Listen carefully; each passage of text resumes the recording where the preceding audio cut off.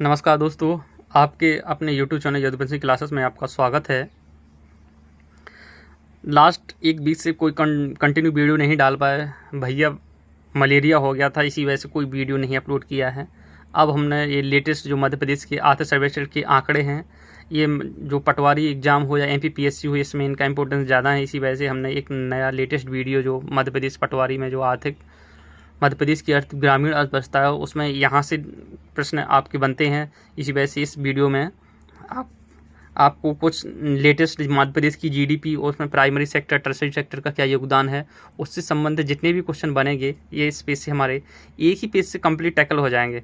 ये आप मध्य प्रदेश की जो ऑफिशियल साइट है, आप वहाँ से भी आप देख सकते हो या डाउनलोड कर सकते हो आर्थिक सर्वेक्षण को। तो चलिए, इसमें हमने बहुत ब्रीफ उसमें बनाया है कि सबसे पहले देखो भैया, वित्त मंत्री कौन है मध्य प्रदेश के हाल फिलहाल में? जगदीश देवड़ा हैं, जिन्होंने बजट पेश किया है। ठीक है, हम इसमें मध्य प्रदेश का आर्थिक सर्वेक्षण जो आया था 21-22 के अनुसार, इसमें हम देखेंगे इसमें क्या क्या आप जानेंगे इस वीडियो में। इसमें हम देखेंगे मध्य प्रदेश की जीडीपी दो आधार, मध्य प्रदेश की GDP में प्राइमरी, सेकेंडरी और टर्शरी क्षेत्र का क्या कंट्रीब्यूशन है, इसको देखेंगे। और मध्य प्रदेश GDP में प्रतिशत वृद्धि या कमी को, इसको देखेंगे। मतलब इसी से प्रश्न आने की प्रबल संभावना है। सबसे पहले जान लो भैया, GDP होती क्या है।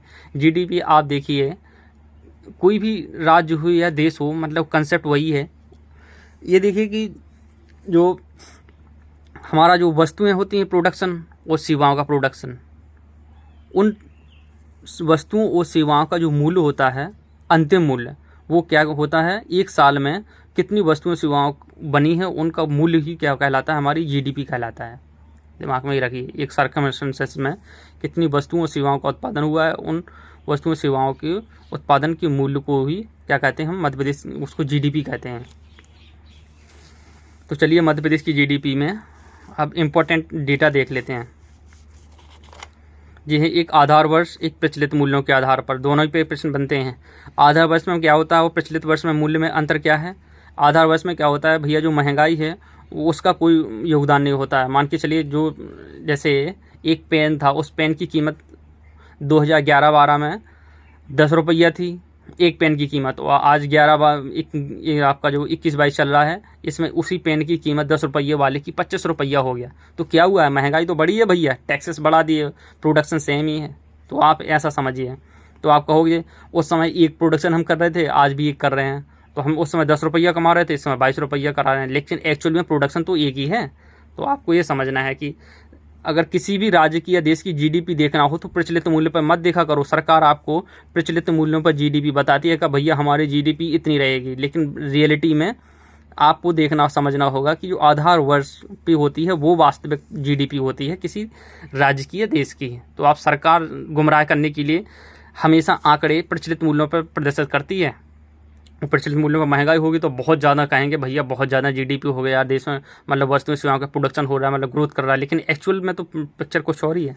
तो चलिए, 2019-20 में मध्य प्रदेश की जो GDP थी कितनी थी, आपको ये डेटा दिमाग में नहीं रखना भैया, ये तो आपको सिर्फ समझाने के लिए लिखा है। आपको ये दो डेटा 20-21 वाला और 21-22 का याद रखना है। हमारी कितनी थी, 5,75,554 करोड़ रुपया GDP थी 19-20 में। अब 20-21 कौन सा काल था, हम सभी को पता है, कोरोना काल था। कोरोना काल में भैया हमारे इंडस्ट्री हो गया, सर्विसेज और बहुत सारे इफेक्ट हुआ है, नेगेटिव इफेक्ट पड़ा है। तो हमारी कितना होगी, 57 से कितना होगी, 5,64,514 करोड़ रुपया हमारी GDP हो गई। मतलब कितनी नेगेटिव में कितना ग्रोथ रेट गई है, -1.9%। यहाँ से यहाँ तक में कितना, -1.9% ग्रोथ रेट रही है। दिमाग में ये फैक्ट आपको याद रखना होगा भैया। अब 20-21 में कितनी थी, इतनी थी। और अगली साल जो नेक्स्ट है 21-22 में कितना होने का अनुमान है, 6,21,653। तो ये दिमाग रखो, हमारी GDP अगले साल है ये रही इतनी है, वर्तमान में जो भी चल रहा था साल। अब नेक्स्ट ईयर 21-22 में कितनी रहेगी, 6,21,653 करोड़ अनुमानित है। तो यहाँ से यहाँ तक वृद्धि कितनी हो रही है, 10.12% की वृद्धि हो रही है। तो वही ग्रोथ रेट कितनी होगी, वो दोनों प्रश्न पूछ सकता है, या तो ये पूछ लेगा या ये पूछ लेगा।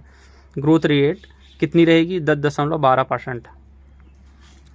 ये तो हो गया आपका आधार वर्ष के आधार पर मध्य प्रदेश की जीडीपी हमने पढ़ लिया है। उसकी ग्रोथ रेट देख ली। लास्ट ईयर कितनी रही थी? नेगेटिव में रही थी। कितनी नेगेटिव? -1.9%। इस नेक्स्ट ईयर कितनी रहेगी? 10.12%। अब प्रचलित मूल्यों पर देख लेंगे हम। प्रचलित मूल्य पर आप देखिए, आप अंतर देखिए, देखो 21-22 में हमने जहाँ कितना पढ़ा था? 5,64,514 करोड़। और यहाँ देखिए आप, जब टैक्सेस इंक्लूड हो गए तो हमारी जीडीपी कितनी हो गई? 9,76,281 करोड़ रुपया। आप देखिए। और नेक्स्ट ईयर कितने का अनुमान है? तो आपको डेटा याद रखना है। मतलब 21-22 में कितना रहेगा? 11,69,004 करोड़ रुपये एक्सपेक्टेड है हमारी जीडीपी। किस मूल्यों पर? प्रचलित मूल्यों पर। तो कितना ग्रोथ रेट, यहाँ से यहाँ तक कितना ग्रोथ रेट हो गया भैया? 19.4।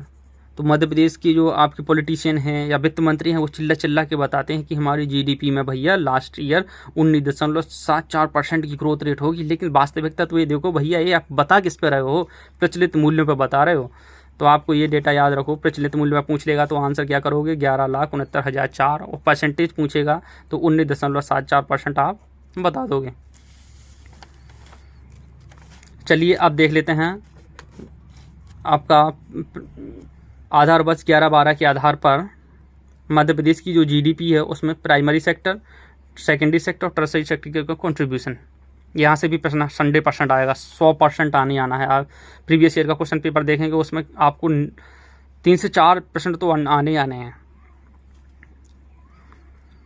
अब देखें वर्ष हमारा 11-12 में हमारी जीडीपी में जो उसमें कितना कंट्रीब्यूशन था प्राइमरी सेक्टर का, तो ये आपको याद नहीं रखना है। 11-12 वाला याद नहीं रखें, सब समझाने के लिए आपको बताया। आपको 2 याद रखने हैं। 21-22 वाला त्वरित वाला जो करंट में है, और ये नेक्स्ट ईयर मतलब कितना एक्सपेक्टेड है वो वाला देखना है। तो आपको ये वाला डेटा सिर्फ समझाने के लिए लिखा है, ये याद नहीं करना, आपको ये वाला याद रखना है। हमारी जो जीडीपी कितनी थी 21-22 में? कितनी थी भैया? आप साथ में रिवीजन करता रहा करो भैया। 5,64,514 5,64,514 करोड़ थी। उसमें 37.43% जो रुपया था वो किससे आया? प्राइमरी सेक्टर से। कितना? 37.43। इंडस्ट्री से, सेकेंडरी सेक्टर से कितना आया? 24.99%। और आपका टर्सरी सेक्टर, सर्विस सेक्टर से कितना आया है? आपका 37.58। तो इतना दिमाग में रखो। देखो अगर पॉइंट हटाओगे तो बहुत जल्दी याद हो जाएगा। 37-24 आपको दिमाग में ऐसे रख लोगे। तो इसमें 43 पॉइंट लगा लोगे, 58 और ये 99, तो ये 25 के आसपास रहा है। मतलब 24.9 मतलब 25% है। तो आप ना दिमाग में रखोगे भैया इतनी रहा है। तो प्रश्न कैसे बनेगा? फॉर एग्जाम्पल, आधार वर्ष 11-12 के आधार पर मध्य प्रदेश की जीडीपी में प्राथमिक क्षेत्र का योगदान कितना रहा है? वो 4 ऑप्शन दे देगा। तो आंसर क्या करोगे आप? 37.43। द्वितीय क्षेत्र पूछ लेगा 24.99 मतलब लगभग 25। और टर्सरी का 37.58। अब जो नेक्स्ट है 11-12 21-22 हमारी जीडीपी कितनी रहेगी?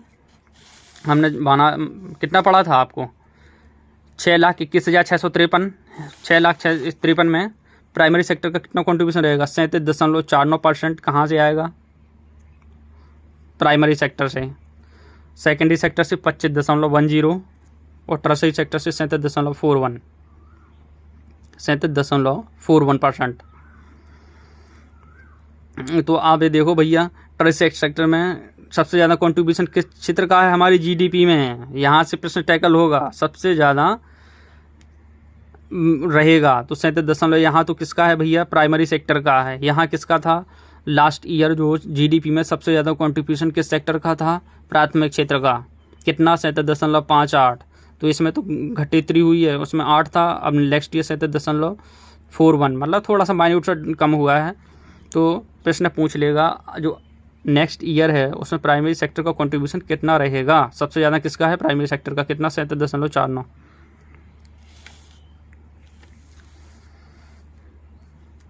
अब यहाँ आ जाओ भैया प्राइमरी सेक्टर का आपकी प्रचलित मूल्यों पर। प्रचलित मूल्यों पर यहाँ देख लोगे, ये डेटा आपको याद नहीं रखना है, आपको ये वाला डेटा 2 डेटा याद रखने हैं। प्राइमरी सेक्टर जो आपका हमारी जीडीपी 21-22 में कितनी रही है प्रचलित मूल्य पर? 9,76,281 करोड़ रुपये उसमें प्राइमरी सेक्टर का 47.63 प्राइमरी सेक्टर से है, 18.95 हमारा द्वितीय सेक्टर से है और 33.42% हमारा तृतीय सेक्टर से है। तो 3 फैक्ट आप याद रखोगे। प्रश्न बनेगा कितनी रही है।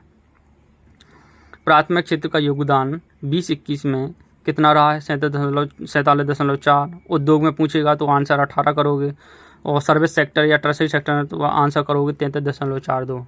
तो हमारी जीडीपी में सबसे ज़्यादा कंट्रीब्यूशन किस क्षेत्र का रहा है? आंसर होगा प्राइमरी सेक्टर। उसके बाद इसमें लिख दो प्राइमरी सेक्टर का, then tertiary sector, then secondary sector. आपका ये सीक्वेंस याद रखो सबसे ज़्यादा कंट्रीब्यूशन में एक। अब आ जाओ भैया, हमारा जो अगले साल जो अग्रिम है अनुमानित कितना है? 11,69,4 करोड़ अनुमानित है। उसमें प्राइमरी सेक्टर का कंट्रीब्यूशन कितना रहेगा? 46.7% आपका प्राइमरी सेक्टर से रहेगा।